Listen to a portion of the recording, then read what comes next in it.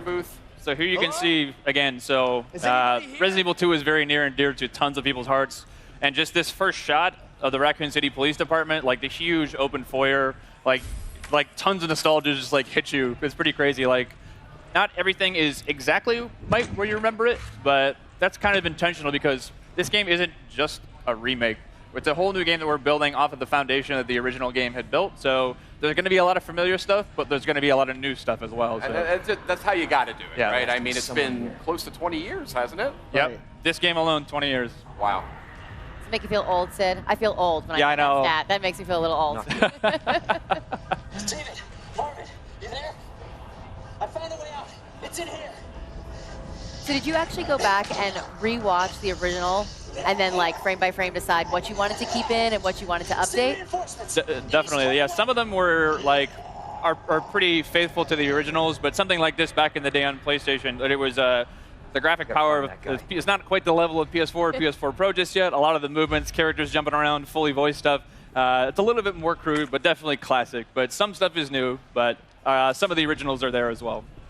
So a big change here is the fact that we're really playing the game. We're Leon Kennedy. And when I think of Leon Kennedy, I think of Resident Evil 2, but I also think of Resident Evil 4. Yes. And you guys have opted for more of a Resident Evil 4 approach to the controls. So Yep. tell me a little bit about that. Definitely. So the over-the-shoulder thing, we know it's the original game with the fixed camera in the corner. That's very, again, near and dear to people's hearts. But with the over-the-shoulder camera, we're building a new game. This isn't a remake of the original. It is a full new game that we really want to push. And the idea of having over-the-shoulder, the pinpoint accuracy of really trying to take down zombies, it felt better for this experience. So that's where we went through. So. But the big difference is the is less shooter elements compared to the Resident Evil 4. This is more, like a Metroidvania style, survival horror, classic gameplay. So we actually try to keep the original, gameplay feel from the original. So that's kind of what we were trying to do in this new Resident Evil 2 as well. The lighting feels very similar too. Yes. Yep. Yeah, definitely one other thing is like, so to make it like, people always see the over-the-shoulder first person, think of just like, you're going to be running up the walls and doing backflips and things like that. It is definitely not like that at all. The zombies in this game are tough. And not just like, if you see one or two or three, like, I got to look out. If you see one in a hallway and you can't get by them, like, you have to, you fear for your life type thing because you're probably going to die. So you really got to be careful with your ammo. And to confirm, these are zombies a la Resident Evil 2, not Las Plagas. So these are your T-virus zombies. Right. Just had to settle that one. So Leon here is trying to save one of the fellow RPD officers. It's not looking good, unfortunately. So. Oh, that didn't go very well. Now, we know there's going to be some familiar faces in this as well, and some characters that we've seen in other games. We saw that in the showcase asset just last night. But tell me a little bit about the approach to that. Definitely. So we've got, of course, like, not only do we have Leon has his own campaign, we also wanted to bring back Claire Redfield. So she's not playable in this demo, but she, as well, is going to get her full playable campaign, too. Awesome. So, the rest of the characters are kind of, we haven't really confirmed too much yet, so I advise you to go back and watch the trailer. You can kind of make some good guesses, I think, based on those, but we'll leave it to your imagination. Awesome. This is cool here. This is super tense. So we're getting into here. So every time a zombie bites you, you really feel like you get that over-the-shoulder perspective really helps because you get to see the zombies. You really feel them kind of like bite into your neck just like that. Yeah. It kind of disorients you, too, when you get that, so you're spun around. It creates sort of a real sense of like, oh, crap, what's going on? A zombie's actually attacking me. And this is all running in the engine of Resident Evil 7, right? It is. This is actually the RE engine. So the same game that powered RE7 is actually going to be running this game, too, as well. H, are you okay? You going to do this? Yeah. It's very terrible. So again, like, they are no joke. Like, you get bit once or twice, and it's almost done. So. Oh, really? Okay. Yeah. Look at this, like restroom. We added the restroom. Yeah, so that was one thing that was really in the PS1 game, it was one of those limitations back in the day, but there were actually no restrooms in the original PlayStation. Right. That's a good point, Yeah. actually. Right. So in this demo, we wanted to make sure that we have a fully functioning bathroom. We put a little treat inside there for you, a first aid spray. That's a back of box. Yeah. Right. If I've ever heard of one. I noticed you just picked up some first aid spray before. A lot of what I love about survival horror games is the limited supplies. You really have to like think things through. Is that an element that you guys are working with? Yeah, those are sort of like the emergency last minute things. But again, like it is really survival horror to its fullest. Like you're gonna need to conserve those. As you can see in his inventory there, he only had a handful of bullets. So if you run out of bullets, there's no like. We did add certain things like, you know, if you find a la RE7 some gunpowder and some other resources, you can make more. But if you're out, you're pretty much going to be out. So really wanted to drive home the survival aspect of this game. Is there a knife? Is that included? There is. So a little bit later, if we get far enough, we will show you the knife. It functions a way similar to when we did the original Resident Evil 1 remake. So instead of just being something that you use and you can slash it to keep guys at bay, but these guys are ironclad, and that's generally probably not the best idea. Yeah. If you do get grappled, you get the chance to use it as sort of an emergency weapon to get rid of that zombie and get him off you. Cool. But if it's still, it does have a little bit of durability as well. So if it's still durable enough, you can actually pick the knife off the zombies that you just killed, get a little bit more out of it too. So Interesting. What other sort of mechanical tweaks and changes are you guys implementing here that longtime fans might notice? definitely. Kana-san, you want to take this one? Well, yes, the gameplay mechanics. So since we actually feature now, over the shoulder camera view. So we actually trying to put like more kind of like intense combat, feel against the zombies.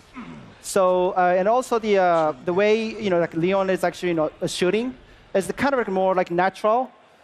Feel more close to the like Resident Evil 7 kind of combat style. Yeah. There is some stuff a little bit later in the demo too, where it wasn't present in the original game, where it's a little bit, again, pushing that survival aspect of the game. You can find like wooden boards to board up windows, to choose whether you want to board up that one, if that zombie is a really problem for you.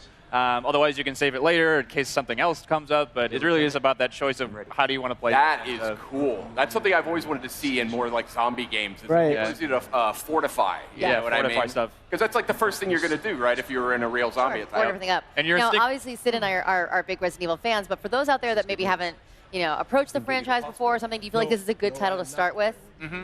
Definitely. I mean, this is almost the Resident Evil 2 is obviously the second game in the franchise, but really is sort of the genesis of where a lot of the groundswell around the brand came up. So again, if you haven't played this title before, the story is about Raccoon City is a Midwestern town. A mysterious outbreak hits. Zombies are everywhere. It's Leon, the guy with the RPD vest on here. It's his first day on the job as a cop, and he's basically coming to work, and what happened? There's zombies everywhere. He's finding his comrades are basically going through hell. And Claire Redfield, who is the other character in the game, she's a college student. She's looking for her brother Chris, who works in the Special Forces. And they basically fates intersect, and you'll be able to sort of see each other's perspectives throughout the game. So now he's got the combat knife. yes. From, so here we have our knife Yeah. that we get from Marvin. Marvin, yes.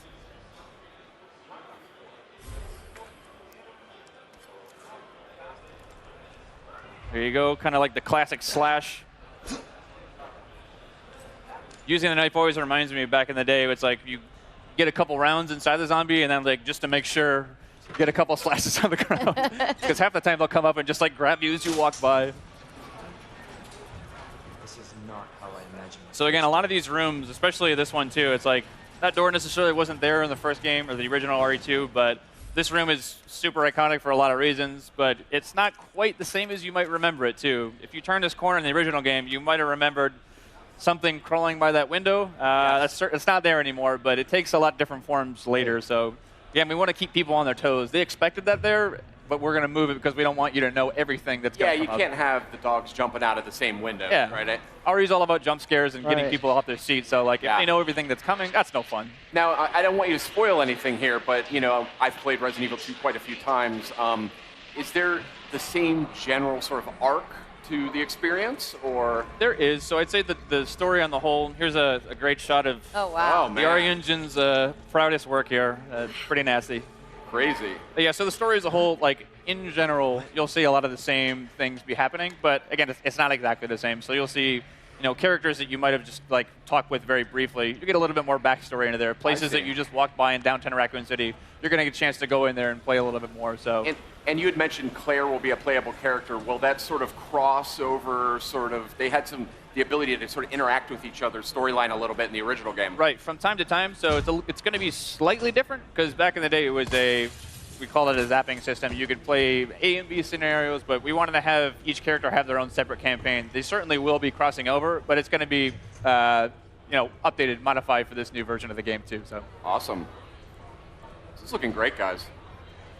I'd love to sit here actually and do this for about another 15 or 20 minutes, but I think we actually got to get going, which is a super bummer because it looks just awesome. And this is one of my. Well, let's get this guy. Let's get him. He just wants some snacks, Right. He's feeling a You little just leave him be. That's fine too. Leave him do his stuff. So, very reluctantly, I will have to bid you farewell. Thank you so much We don't for have to coming wait by. very long to get our hands on it, though, right? yes, you're right. Yes. It comes out January 25th next year. Yes. Please look forward to it. Only a couple short months away. We do have this game playable at our Capcom security. Oh, actually, one thing I wanted to mention at the end is this rat is actually kind of the main concept of our announcement trailer. So it started from like rat view. So the one we showed at PlayStation Showcase is actually it's slightly different from the one uploaded on YouTube. Oh. So people actually if you guys haven't seen both versions, please enjoy it. All right. Thank you so much, guys, for coming by, showing off Resident Evil 2, coming to PS4 in January. Coming up next, we have Trover Saves the Universe. That's the new PlayStation VR game from Justin Roiland and Squanch Games. And a look at Neo 2. Stay with us. You got to use it.